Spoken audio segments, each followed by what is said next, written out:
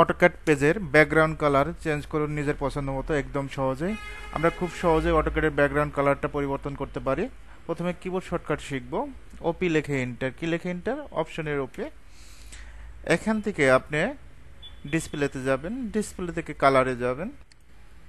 সর্বপ্রথম আমরা হোয়াইট কালারটা দিয়ে ইউজ করব, বাংলাদেশে হোয়াইট কালারটাই বেশি ইউজ করা হয়। হোয়াইটে ক্লিক করে এখান থেকে অ্যাপ্লাই ক্লোজ, ওকে। এখন দেখেন ব্যাকগ্রাউন্ড অটোক্যাড পেজের ব্যাকগ্রাউন্ড কালারটা কিন্তু হোয়াইট হয়ে গেছে। এখন যদি আমরা লাইন নেই, এল লেখে এন্টার, ফার্স্ট পয়েন্ট, লাইনটা স্ট্রেট করার জন্য F8, এখান থেকে আমরা 7 ফিটের লাইন দেব, ওকে। মেজারমেন্ট চেক দেওয়ার জন্য dimension first point, second point, okay, 7 feet. White ব্যাকগ্রাউন্ডের কালারে অনেকেই কাজ করে। এখন যদি আমরা এই অটোক্যাডের পেজে ব্যাকগ্রাউন্ড কালারটা ব্ল্যাক করতে চাই, সেটা কিভাবে করব? আমরা ওপিতে কাজটা করতে পারবো। এখান থেকে আপনি টুলসে যাবেন। কোথায় যাবেন? টুলস, মেনু বার থেকে টুলসে যাবেন, এখান থেকে অপশন, তারপর ডিসপ্লে, কালারসে যাবেন, এখান থেকে ব্ল্যাক করে দিবেন, অ্যাপ্লাই, ওকে। এভাবে কিন্তু ব্ল্যাকটা করতে পারবেন।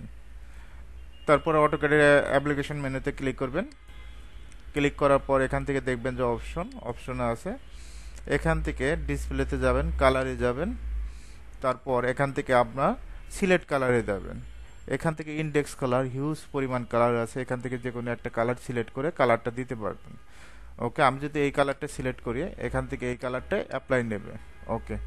তারপর যদি এখান থেকে কালারসে যায়, কালার, এখান থেকে সিলেক্ট কালার, এখান থেকে টু কালার জাস্ট ক্লিক করে কালার তৈরি করতে পারবেন। কালার বুকসে যাবেন, এখানে বিভিন্ন ধরনের উডেন কালার পাওয়া যায়। এই উডেন কালারগুলো পরিবর্তন করতে পারবেন, দিতে পারবেন উডেন কালারগুলো খুব সহজে। জাস্ট যদি এখান থেকে যদি উডেন কালার একটা চয়েস হয়, জাস্ট ক্লিক করে ওকে দিবেন। তবে বাংলাদেশের পরিপ্রেক্ষিতে দুটো কালারই বেশি ইউজ হয়, একটা ব্ল্যাক, একটা হোয়াইট। তো আমরা এখান থেকে ডিসপ্লেতে যাব, কালারে যাব, এখান থেকে আমরা কি কালার দেব? ব্ল্যাক কালার দেব। এভাবে চাইলে খুব সহজে অটোক্যাড পেজের ব্যাকগ্রাউন্ড কালারটা চেঞ্জ করতে পারবেন।